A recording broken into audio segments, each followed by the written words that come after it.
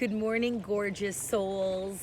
I say good morning. You catch me whenever works for you, but for me it's 6 a.m. on a Saturday, which is usually a day that I sleep in as part of my self-care routine because I'm up early, like many of you, every other day of the week.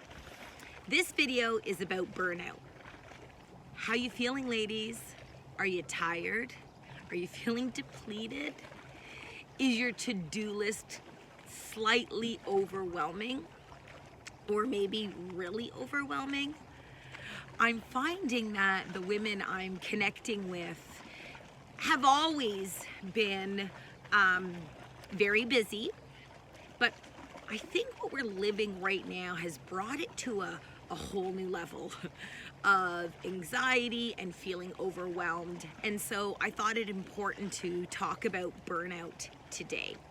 Just to give you an idea of my schedule, and I have a feeling it'll resonate with a lot of you. This is the long weekend for us here in Canada. And so yesterday, Friday, I had my daughter, it's her birthday weekend. Yesterday, I hosted a friend birthday party. Brought the girls to a trampoline park. They came back, ran outside, made, dessert. That was all great. Woke up this morning to get ready for my son's soccer tournament.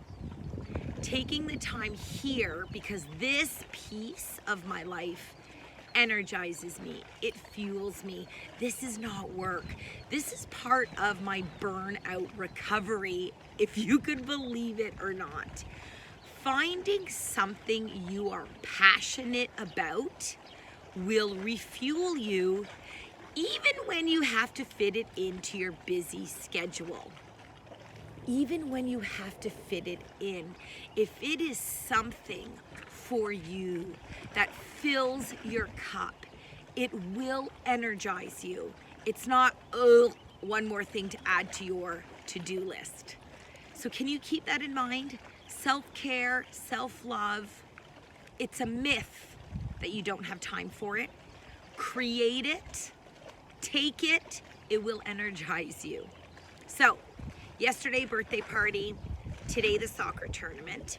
When I get back from the soccer tournament, I am going to go to the grocery store with my husband, and we're going to buy the things we need for tomorrow's brunch because we are having the grandparents over for my daughter's birthday. And then do you know what we're doing? We're going back to the soccer tournament that evening. And Monday I'm waking up and do you know what I'm doing? I'm going back to the soccer tournament. But wait, pause. Did that sound busy? Sound rushed? Sound like I had no time for myself? Sunday morning, before the grandparents come over for brunch, I'm going to a yoga class. I'm claiming an hour for me because I matter. For me because I know I will be a better hostess, mother, daughter, if I have taken time for myself. You don't have to feel guilty about that. The people who love you will get it. They will understand. They want you to feel energized and happy. Are you hearing this, sisters?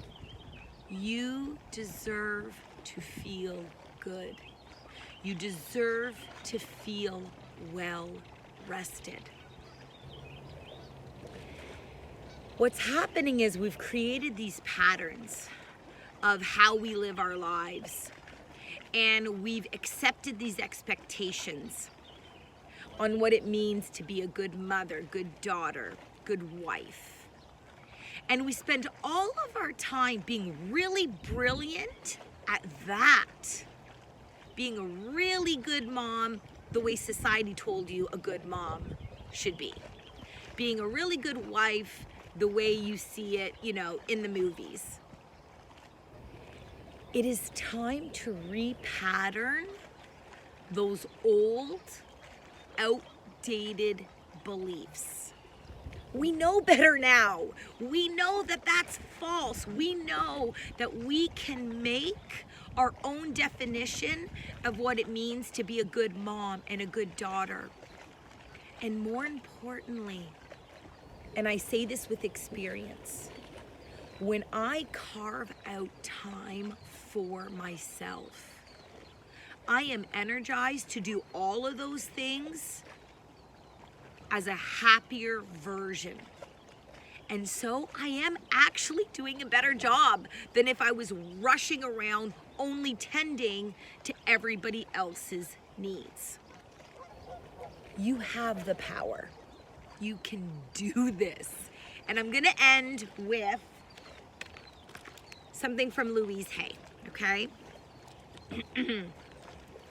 I want you to write this down if you feel called to do so.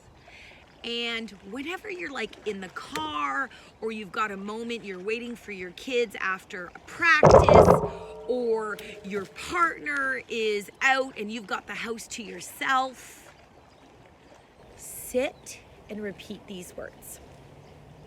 I now realize that I have created this condition, and I'm now willing to release the pattern in my consciousness that is responsible for this condition. Ladies, you are in control. Although it is social expectations that you are constantly trying to obtain, you've created that pattern. You've accepted it, and it has become the way you live your life. Let it go. Let it go. I know that seems to be the universe is obviously signaling me to reflect and share about letting go, because that's also what's going to help you recover from burnout. Also recovering from burnout, ladies, deep breaths will help you do that. Moments of silence. And if you're not into like working out and like totally moving your body, stretch, go for a walk. Movement is really important to your whole well-being. Stretch, moments of silence. Journal is another great activity to help recover from burnout, because it helps process what you're thinking and how you're feeling. And the last final piece on letting go, because it brings me right back to that. When you're doing those moments of silence and you're thinking, what can I let go of? Like, really, I'm so busy. What can I let go of? How can I use this letting go as recovery to burnout? Just listen to your body, your intuition. What feels good and what doesn't? You already know. You just have to listen. Ladies, I wish you the happiest day. I hope this video has helped you. Like and subscribe. Check out the awesome other women who are sharing their sparks of truth, so the rise of the feminine could lead to a happy and equitable world. Mwah. Peace, sisters.